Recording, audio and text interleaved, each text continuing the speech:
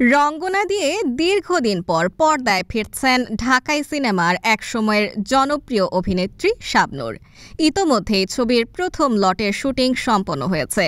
দ্বিতীয় লটের শুটিংয়ের আগেই নিজের আমূল পরিবর্তন এনেছেন এই নায়িকা।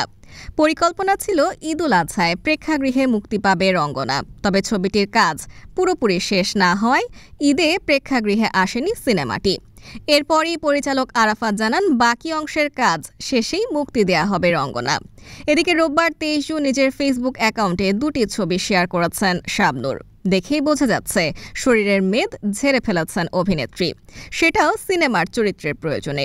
অভিনেত্রীর সেই দুইটি ছবি শেয়ার করে পরিচালক আরাফাত লিখেছেন, গল্পের প্রয়োজনে দ্বিতীয় লটের শুটিংয়ের প্রস্তুতি চলছে পুরো দমে।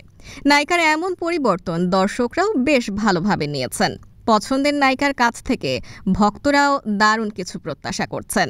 তাদের আশা, পর্দায় আবারও পুরনো শাবনূরের দেখা মিলবে। গত মাসে ছবির শুটিং শেষ করে সিডনিতে গেছেন শাবনূর। শিগগিরই দেশে ফিরবেন তিনি।